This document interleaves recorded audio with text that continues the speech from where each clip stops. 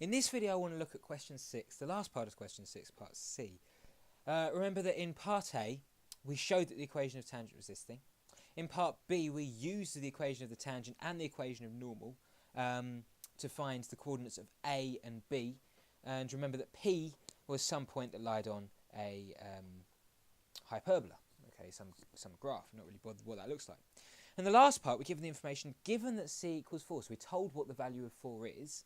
Find, just in terms of T, so have T's in your answer, the area of the triangle APB. So the triangle which links together the points A, P and B. Okay, now remember A was the normal to P, B was the tangent to the hyperbola at P, and P was on the hyperbola itself. Okay, so we're going to be using the normal and tangent as two of the sides. Remember that A and B also lay on the x-axis, so we're also going to be using the x-axis as one of the sides as well to form this triangle. And we're going to give our answer in its simplest form. Okay, so I've drawn a little diagram of actually what's going on down here. So remember P was on our hyperbola. I haven't bothered drawing the hyperbola in just to make it a little bit less cluttered. Okay, and we now know that C is 4, so if I just replace 4, if I can do this, replace 4 in each of my coordinates, which I've put in here. Let's see if I can do this. It's 4t. This is 4 over t cubed. And then this is going to be 8 times 2, which is going to become, 4 times 2, which is going to become 8. Okay, so I now know this x coordinate down here is 4t minus 4 over t cubed, okay, because it's just the x coordinate of A. And this x coordinate down here is going to be 8t, fairly obviously, x coordinate of B. And then this is actually going to have a y coordinate, so I know now that the triangle is going to have a height of, well, what is it? It's going to be 4 over t, isn't it? Okay, so starts at the x-axis and it goes up to 4 over t. Now, we want to find the area of this triangle, APT. Okay, now if you remember, the area of a triangle, hopefully I don't have to tell you what the area of a triangle is, it is just half the base, which is going to be that thing there. It's going to be AB, isn't it? That length there, along here, yeah, is going to be AB times the height, which we've just worked out is going to be this thing here. Okay, that's the height of the oval triangle, which is going to be 4 over t.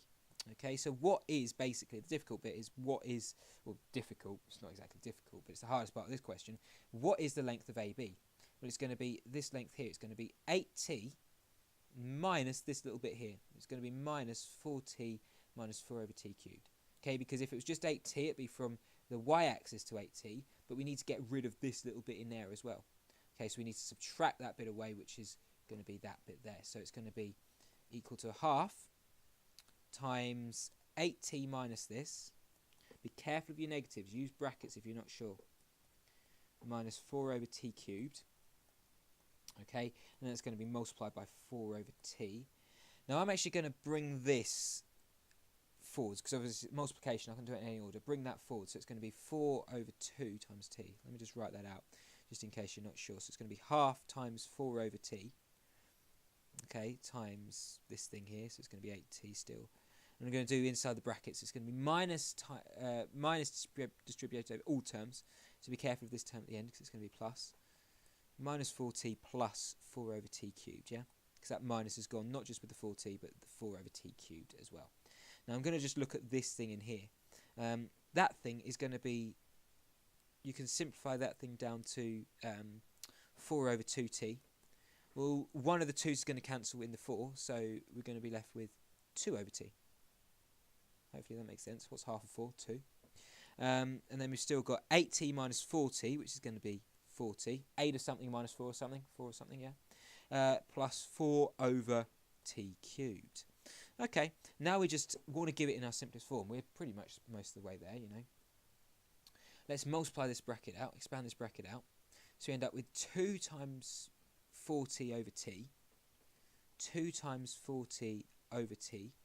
Okay, so that 2 times 4 is going to be changed into 8, and those t's are going to cancel.